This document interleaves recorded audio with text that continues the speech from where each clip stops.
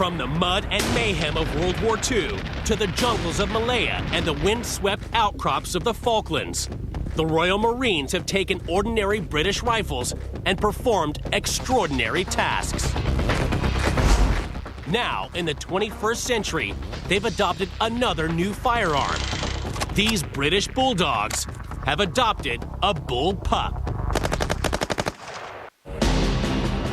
Royal Marine Commandos, one of the world's toughest elite units.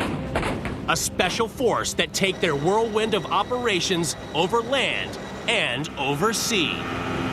Diversity of skills is at their core.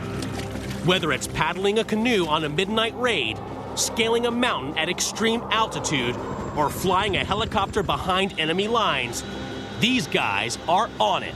There are a number of different specializations within the Marines. You could become a pilot, you could become a mountain leader, go off and do a course with the engineers. My own specialization was to become a Royal Marines pilot. Brian Adcock was a helicopter pilot with the Royal Marines for 11 years, airlifting commandos all around the world. Royal Marines pride themselves on being able to operate at sea and on land. So I've been on a number of deployments where the helicopters get packed up along with all the Land Rovers, artillery pieces and everything else, taken off on deployment to other sides of the world and then put back together again and used to fly operations from the ships and also on land. Since the 1970s, the Royal Marines' chopper of choice has been the Lynx. A flexible, robust platform capable of toughing it out in the worst conditions. It's also got class. The Lynx helicopter has often been described, certainly before the arrival of Apache, as the Ferrari of the military helicopter fleet in the UK. It really is a sexy beast of a helicopter to fly. With twin Rolls-Royce engines under its hood, the Lynx is capable of hitting a top speed of over 200 miles per hour. That's the Lynx effect. And the Lynx offers versatility and adaptability the Royal Marines normally expect of themselves. It can basically lift a section of men, which is 8 blokes with kit, around the battlefield. It can also be used as a medical transport, and in the particular mode that I was trained to fly it for, it's also used as an anti-tank helicopter. The Lynx has been in service with the Royal Marines since the 70s and is still soaring high. Fangs out, it's ripping up the skies of Afghanistan to this day.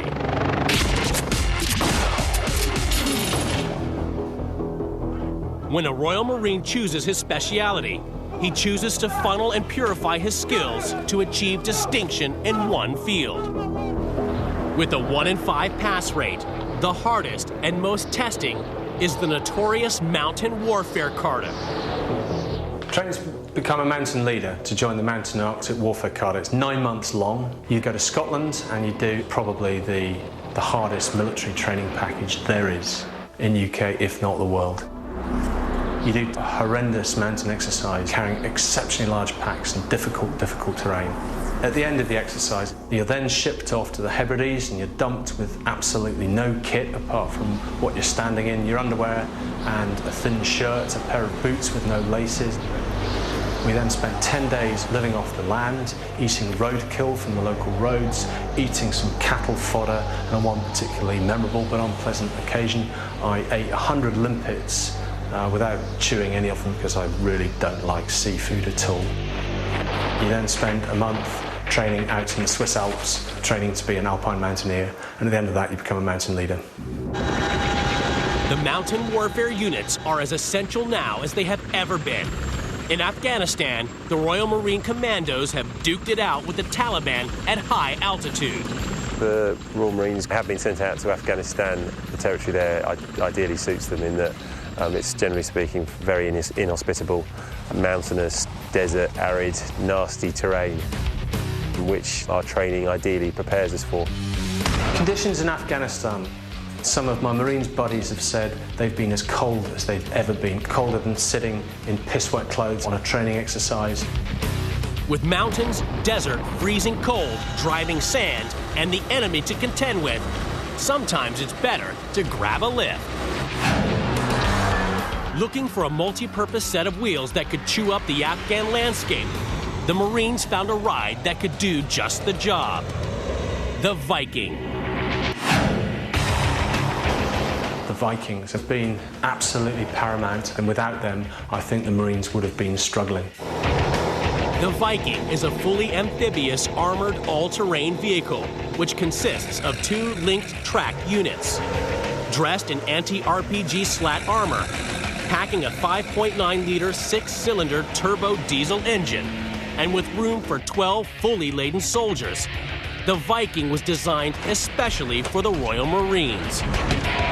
When they were deployed in Afghanistan, it enabled them to take a different tactical battle to the Taliban. The Marines took their Vikings to Afghanistan, where they were hugely successful and played a great part in the mobility which enabled the Marines to take on the Taliban away from the buildings. Instead of holding up in buildings and base camps like their predecessors had done, they got out and dished it out to them out in the open. And 3 Vikings were blown up on mines, and the crews walked away on every single occasion. And they're fantastic beasts, reliable, tough, quick, and they get you from A to B. The sort of distances that might take you 2 or 3 days to walk with a burden on your back, you can now do in 30 minutes. Ransacking the rocky, dusty terrain, the Viking has been a marauding success. Yet, the assault rifle the Royal Marines pack in Afghanistan has been less successful and a lot more controversial. Following a flawless history of conventional and reliable assault rifles, the British took the radical step of adopting an unconventional weapon, the SA-80. The SA-80 represented a real departure in British weapon technology. It was fully automatic, and it was a bullpup design. Now, the bullpup design meant that its working parts were contained in the weapon's butt.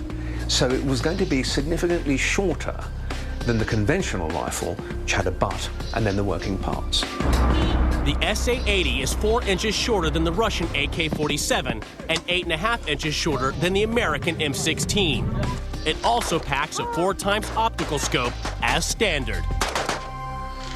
The main advantages of the bullpup are, in fact, its compact size.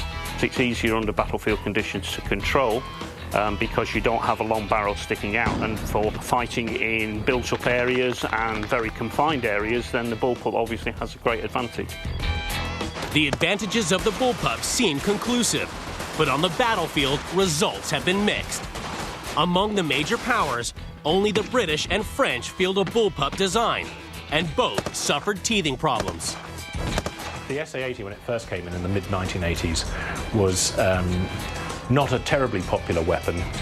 It lacked reliability. The working parts were fiddly.